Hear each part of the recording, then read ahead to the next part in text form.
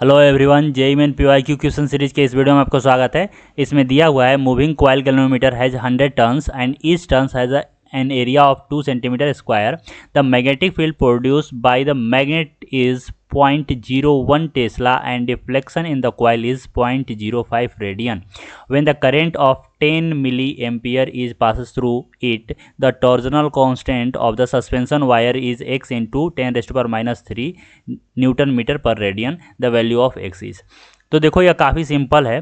अगर इसे अच्छे से समझना है तो मैं एक पिछला क्वेश्चन में एक्सप्लेन अच्छे से किया था कि यहाँ पे जो प्रोसीजर होता है वह कैसे होता है और कौन सा इक्वेशन हम लोग अप्लाई करते हैं। अगर थोड़ा सा देखें तो इस क्वेश्चन में मैंने पूरे डिटेल सॉल्यूशन दिया था, इसमें एक्सप्लेन भी किया था कि रिलेशन क्या आता है।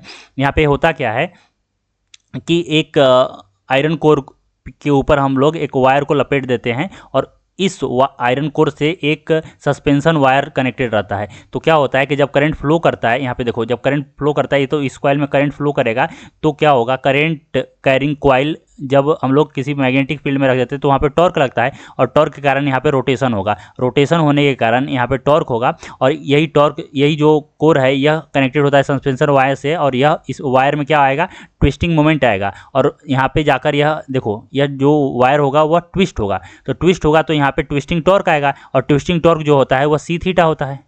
ठीक है, और इस केस में क्या होगा, जो सी थीटा होगा वही यहाँ पे जो कॉइल में टॉर्क प्रोड्यूस होगा उसके बराबर होगा और कॉइल में टॉर्क जो होता है वह होता है एम बी साइन थीटा और थीटा क्या है यहाँ पे 90 डिग्री। तो यह हो गया एम बी और एम होता है तुम्हारा एन आई ए और यह बी हो गया, तो यहाँ से आता है यह एन आई ए बी।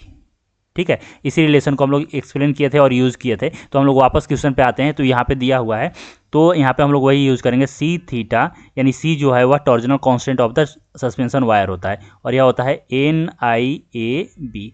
यह होता है टॉर्क एक्सपीरियंस बाई क्वाइल्ड, ठीक है, जो कि मैग्नेटिक फील्ड में रखा हुआ है। तो यहाँ से अगर हम लोग लिखे सी मुझे निकालना है तो यह हो गया N I A B by theta.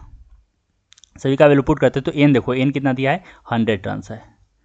ठीक है, आई दिया है 10 मिली एम्पियर यानी 10 raise to power minus 3 ampere. Area दिया है 2 सेंटीमीटर स्क्वायर यानी 2 into 10 raise to power minus 4।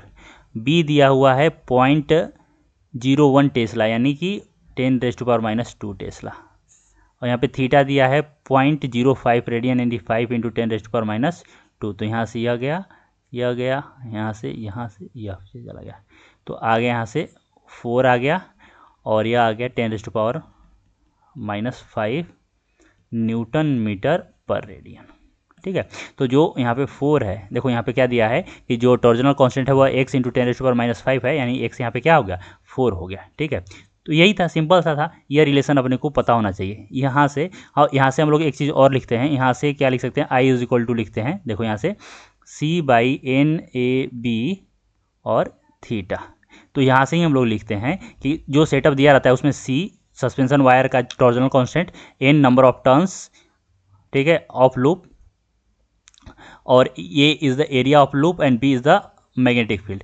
तो यहाँ पे यह सभी कांस्टेंट होता है तो यहाँ से हम लोग लिखते हैं I directly proportional to theta. ठीक है, तो अगर वीडियो आपको पसंद आया हो तो वीडियो को लाइक कीजिए, चैनल को सब्सक्राइब कीजिए। कुछ पूछना है तो कमेंट सेक्शन में मेंशन कीजिए, मैं रिप्लाई जरूर करूँगा। आज के लिए इतना ही, थैंक यू सो मच।